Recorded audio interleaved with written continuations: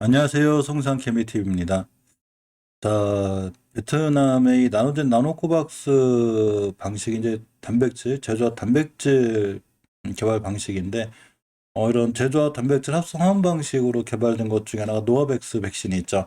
물론, 나노코박스하고 완벽하게 똑같은 개발 방식은 아니라 하더라도, 역시 노바백스가 그래도 같은 단백질에 기반한 이런 백신이 됩니다.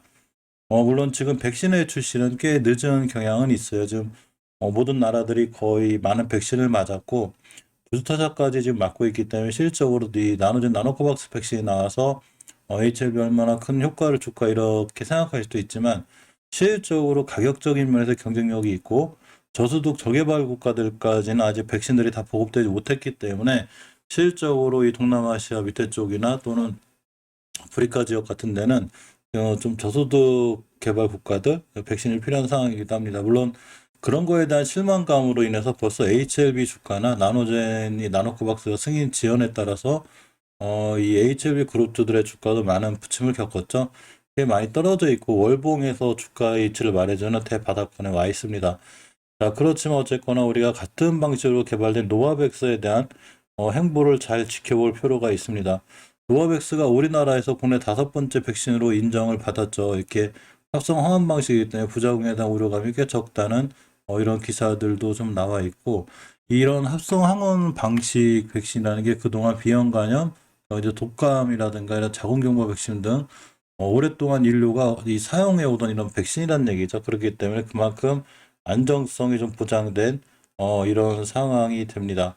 독일에서도 이게 노바백스 백신 접종 신청자가 좀 폭발적으로 늘어나고 있다는 제가 얼마 전에 영상을 알려드렸었는데 그만큼 모더나 화이자에 대한 부작용으로 굉장히 좀 약간은 이제 무서워하시는 분들도 많죠. 저도 사실 맞으면서 무서웠는데 이런 거에 대한 부작용에 대한 기피감, 모더나 화이자 mRNA 백신에 대한 기피감이 있는 분들이 그리고 노바백스 백신을 이게 새롭게 선택하는 이런 많은 좀 좋은 상황들이 이게 계속 나오고 있고 얼마 전에 SK바이오사이언스에서 또 이제 노바백스 백신 200만 도즈를 안동에서 출하했습니다. 위탁 생산을 좀 맡고 있는 우리나라 기업이 SK바이오사이언스죠.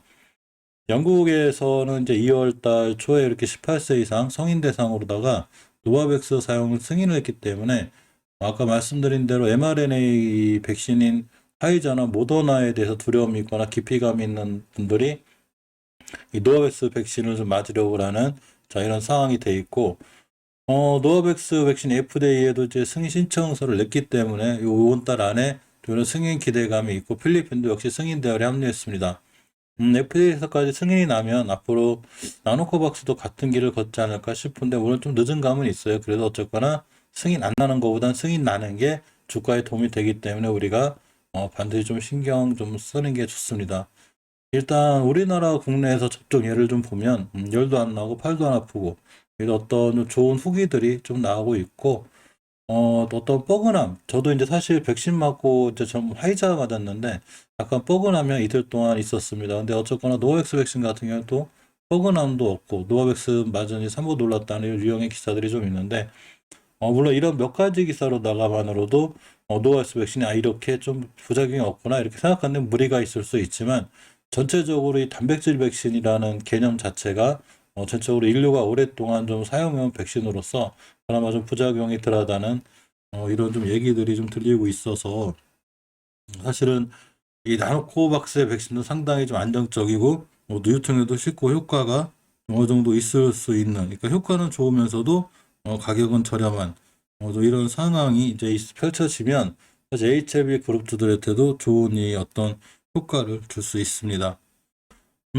물론 지금은 원체 이제 대바닥권에 있지만 사실 이렇게 생각할 수는 있어요. 우리 HLB 그룹주만 이렇게 너무 많이 떨어지고 막 이렇게 되는 거 아니야? 그럴 수 있는데 사실 다른 백신을 개발한 우리나라 종목들 중에 유바이로직스 같은 종목들은 이제 너무 많이 올라오긴 했지만 그만큼 심하게 좀 많이 떨어지고 있죠. 제넥신, 셀리드, 뭐 SK바이오사이언스도 노바이스 백신 위탁 생산과 함께 또 자체 백신에 대한 기대감이 있는데도 불구하고 결국 뭐 거의 고하향의 길이 깊을 정도로 많이 떨어지고 있죠. 그만큼 전체적으로 KRX 헬스케어 지수 자체가 많이 무너져 있습니다. 스푸트니크 V 관련주들도 보게 되면 아주 신저점을 새로 찔 정도로 굉장히 많이 밀려 있죠. 프레스바이오 형제들도 상장 가격의 저점 대비해서도 많이 떨어져 있고 고점인 이 프레스 로직스 같은 경우에 21,000원 대비 지금 7,000원대니까 거의 뭐 3분의 1 토막 나 있는 이럴 정도로다가 하는 제약바이오주들이 거의 뭐 엄청나게 떨어져 있고 작년에 비해서도 한 30% 이상 이렇게 밀려 있는 것 같아요. 그러니까 HLB 그룹주들만 너무 떨어지는 게 아닐까 이렇게 생각하는 무리가 있고 어느 정도 우리나라 바이오 또 주들에 대한 외국인들의 공매도가 굉장히 심화돼 있어요. 이게 좀 가라앉아야 되고 바이오들 전체적으로 좀 훈풍이 불어와야 되는데 코로나 사태 이후에 바이오주가 제일 많이 수혜를 받았고 그만큼 그 수혜 본 만큼 다시 이제 돌아나가서 제자리를 찾는 중이죠. 주식은 이제 원 자리를 좀 회귀하는 경향이 있어요. 물론 바이오가 꿈을 먹고 사는 이제 주식들이기 때문에 그동안 그런 부분으로 인해서 코로나가 창궐을 하면서 많이 올라왔던 부분만큼 토해내는 게 아닌가 싶습니다. 단지 이제 HLB 그룹주들은 이제 코로나 관련주로 뛰어서 올라간 건 아니고 리보세라닙에 관련한 이슈가 있었고 이제 근간에 작년 9월달, 8월달에 나노코박스에 대한 긴급 승인에 대한 기대감으로 크게 올라왔다가 역시 지지부진해지면서 다시 많이 밑으로 밀려 있죠. 하지만 어느 정도 대바닥권에 있는 상황이고 올해 리보세라닙에 대한 좋은 이 소식과 함께 다시 한번 크게 올라가 주는 이런 좀 바람을 좀 가져봅니다. 자, 오늘도 성공 투자, 좋은 투자 하시길 바라겠습니다. 고맙습니다.